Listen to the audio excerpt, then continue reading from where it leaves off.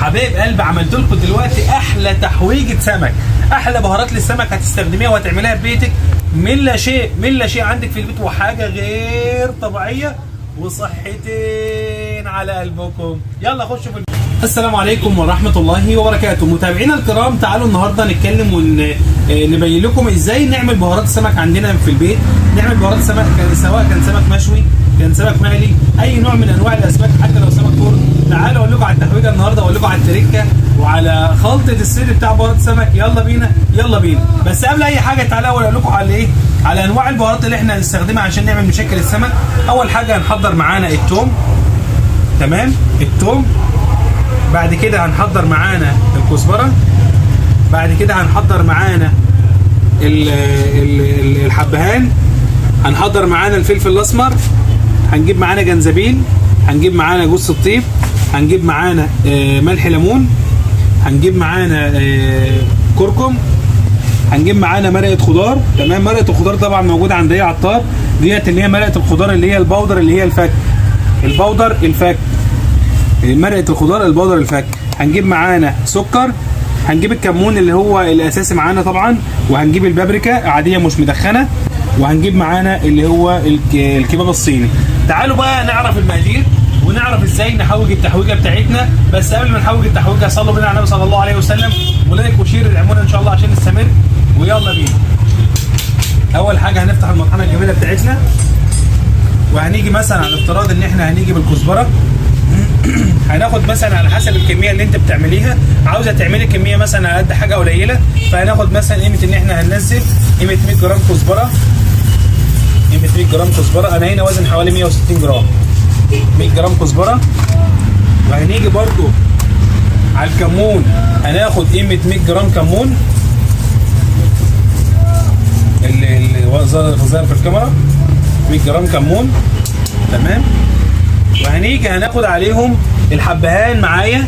هناخد يعني ايه حاجات بسيطه جدا جدا، ولو ما تضيفيش حبهان عادي ما تضيفيش، مش شرط بهارات السمك حبهان خالص يا جماعه خالص، ولكن انا بعمل طريقه بحبها بالحبهان، يعني ايه 2 أو 3 حبهات بس من الحبهان. وهناخد معايا قيمه معلقتين من الليمون اللي هو البودر، اللي معلش اسف سامحوني مش من الليمون، من التوم البودر. هناخد معلقتين، تمام.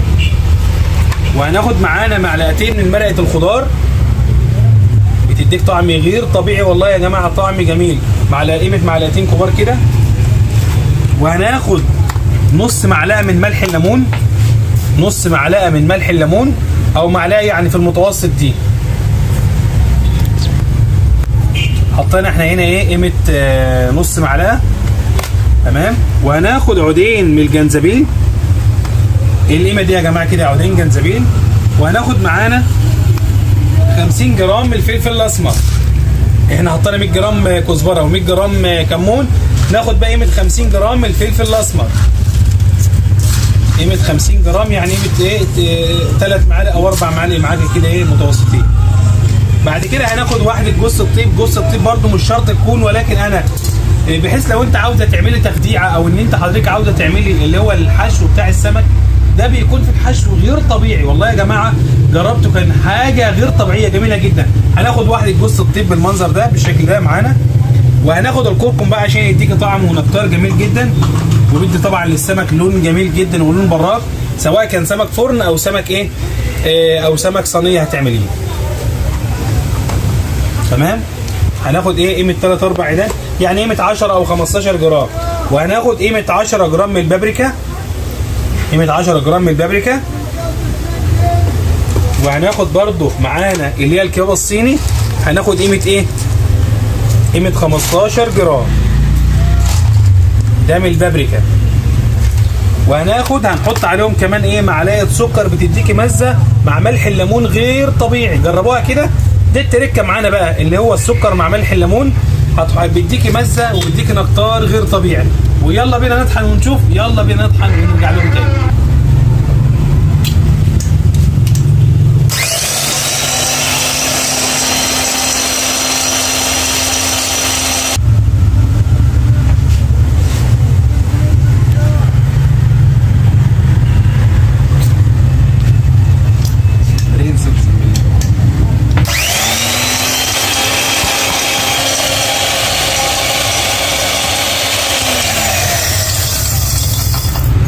بقى نشوف الايه، نشوف الجمال بتاعنا بعد ما طحناه.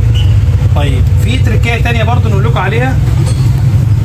الله الله الله، والله العظيم بقى لو انت عملتها في البيت ولا هتقولي لي عطار معاكي ولا شيخ العطارين معاكي، انت سيادتك عاوزاها بالمنظر ده تكون خشنه كده مفيش مشكله.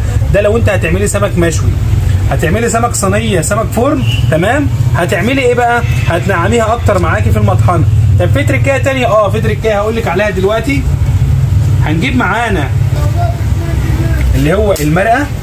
عندي مرقه السمك، هضيف عليها برضو معلقه من المرقه، مرقه السمك تبع شركه ويلز جميله جدا. هضيف معاها معلقه من ايه، او معلقه ونص من مرقه السمك.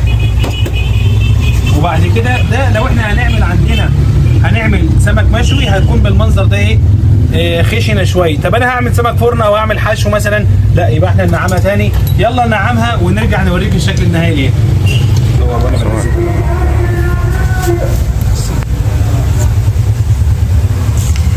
وهنا يا جماعه ده طبعا بعد ما احنا طحناها هننزلها بقى ايه، هننزلها من المطحنه ونمسح المطحنه كويس، تمام. ده بقى بالمنظر النهائي، دي بهارات السمك بالشكل الجميل ده والطعم ده، وحاجه والله العظيم غير طبيعيه. نخلص بس ونرجع لكم تاني. وبكده يا جماعه ده كان الشكل النهائي معانا، تمام، لبهارات السمك.